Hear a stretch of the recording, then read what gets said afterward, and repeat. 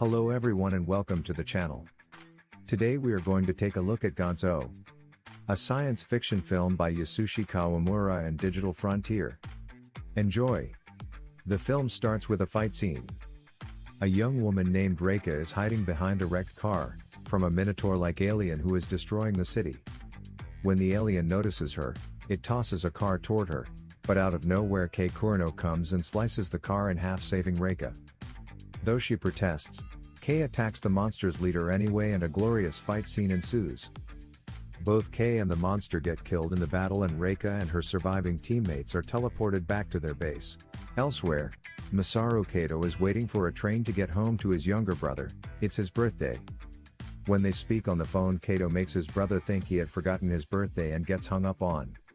All of a sudden there is commotion somewhere nearby and he sees a guy on the ground. When he tries to help him, a man with a medical mask and two knives stabs and kills Kato.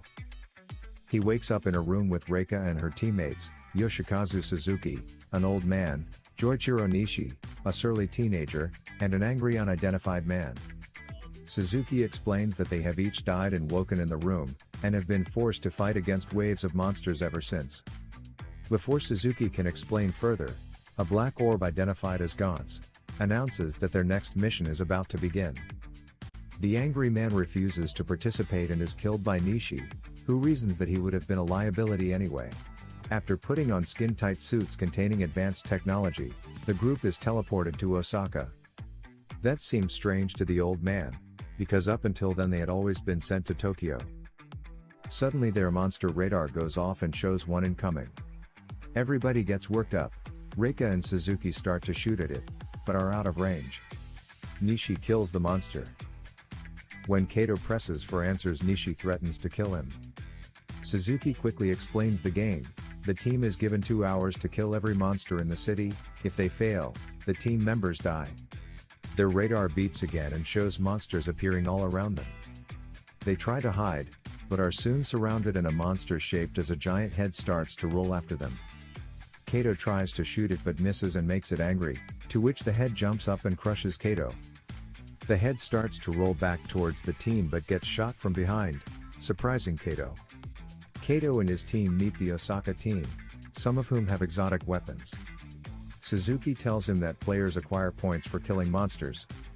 Anyone who scores 100 points can choose from 3 bonuses: upgraded weaponry, resurrection of a fallen teammate, or freedom from the game.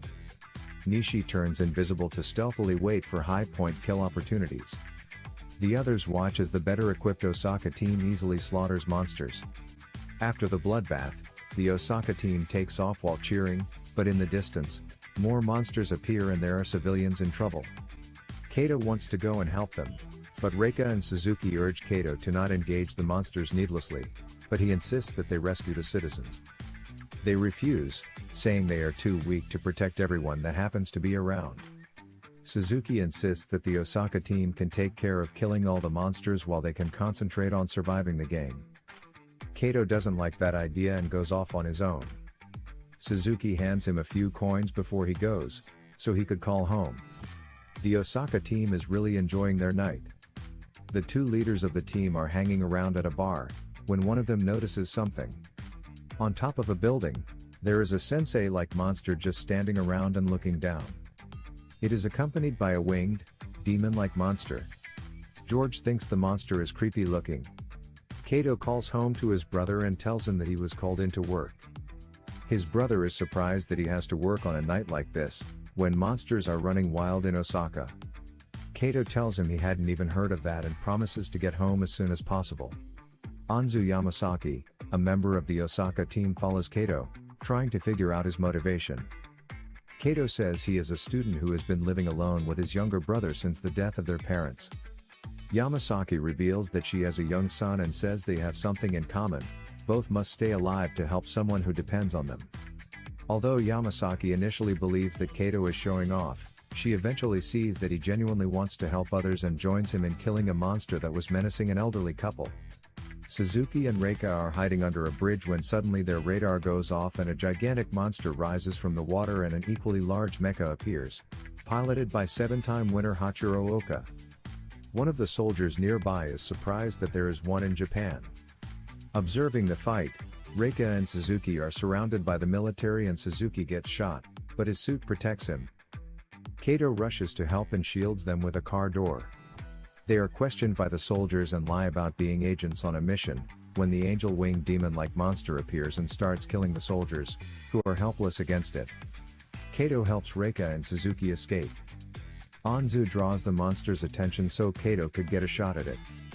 The maneuver works and Kato manages to tie the monster down, but to no avail, it rips itself loose. Luckily the two trigger-happy Osaka guys George and Nob come along and shoot the monster. Although the monster loses its wings in the attack, it is still alive, to the surprise of everyone. After several tries to finish off the monster, it fights back and they kill each other. The sensei monster appears from around the corner and George engages it with a katana, cutting the monster into pieces. But each of the pieces turns into a sensei of its own and they continue to walk towards the dead demon while merging back into one. The sensei character examines the demon's corpse and seems to be surprised by its death. George tries to attack the kimono-wearing monster again, but it avoids every blow and isn't really interested in fighting. George grabs the sensei from behind and tries to rip it apart, but it shapeshifts into a giant monster that consists of naked women and kills George. Kato says he has no choice but to try and kill the monster, or it will kill them all. The others join in and together they open fire at it. They are having a very hard time trying to kill it, even a headshot doesn't stop the monster. Kato loses his weapon and while trying to retrieve it, the monster grabs him, grows a new head and just in the nick of time, someone shoots the monster with a more powerful weapon. It was Nishi who had cloaked himself and sneaked close enough to take the shot without being noticed. But this monster had not finished its business yet. It resurrects from a pool as another demon. Nishi tries to kill it while being cloaked, but fails and loses his arm. Kato, realizing they can't defeat the vile spawn of hell and helps everyone escape. They jump into the river below. Meanwhile, Oka fights the giant monster that emerged from the river but loses his mecha. He manages to climb on its head and kill it. The team sees it from a distance and they cheer for him, but their joy is cut short when the radar goes off again and they see the demon they escaped from walking by. It is faced by Oka who cuts it into pieces and shoots the remains to bits while giving a speech about being in a ping pong team and taking karate lessons. But this monster just won't die. It re-emerges as a muscular bald dude and says that Oka has its attention now. Oka cuts it in half, but that does not kill it. He then slices it to pieces and again, nothing. Then the monster fights back and destroys Oka's armor. Before the final blow, Oka releases a smoke bomb and escapes the armor, makes his way behind the monster without it noticing him and stabs it in the back with a katana and then slices its head and torso in two, seemingly killing it. Oka appears to win but tells the team it is not dead, it must be taken by surprise to be truly killed. He goes to regroup and get better weapons to defeat the monster later. Kato takes the katana Oka had given him and walks to the demon, intending to finish it off. He realizes the risk, but says this is the last chance. As he gets close to the corpse, a fragment bomb jumps up. Suzuki tosses himself in front of Kato to save him but gets badly wounded. He tells Kato to get back to his brother and passes out. The demon has now risen again. It is more powerful than ever before and wants Oka dead and isn't even interested in the other players. The demon easily defeats the remaining players. Kato attacks the demon, but it is too strong and easily defeats him. It only takes one punch to put down Kato. The demon tells Kato to stay put so he could kill him later and flies off to search for Oka. Knowing someone must defeat the demon and Oka may be too wounded, Kato decides to act as a decoy while Reika and Yamasaki snipe the monster.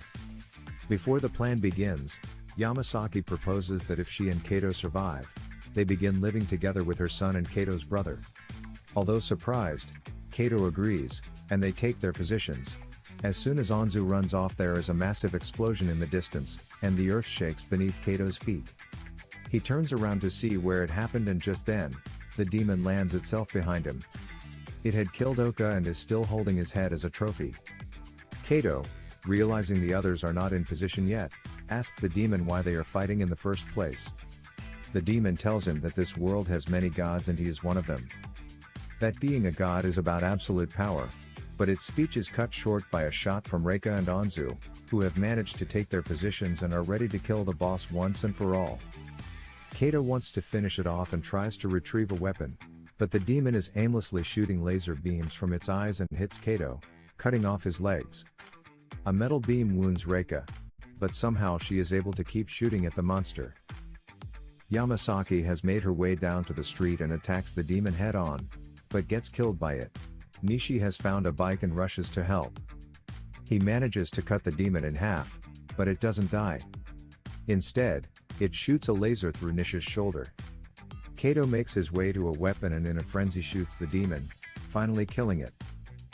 Kato collapses beside Yamasaki's body, and the others assume him dead. Reika, Suzuki and Nishi are surprised when he rejoins them at the base, where all are fully healed. When the scores are tallied up, Kato has 100 points. Reika and Suzuki encourage him to choose his freedom, but he resurrects Yamasaki. After Gantz allows them to leave, Kato races to his brother. The others reveal that this is Kato's second time in Gant's game. After winning a previous game, he was granted his freedom and had his memories wiped. Although they do not know how he returned, they state that his self-sacrificing nature remains the same. This is it for this time, guys. Thank you for watching. Please leave a thumbs up, don't forget to subscribe to the channel, and do leave a comment below, so we know what you thought of it. Bye bye.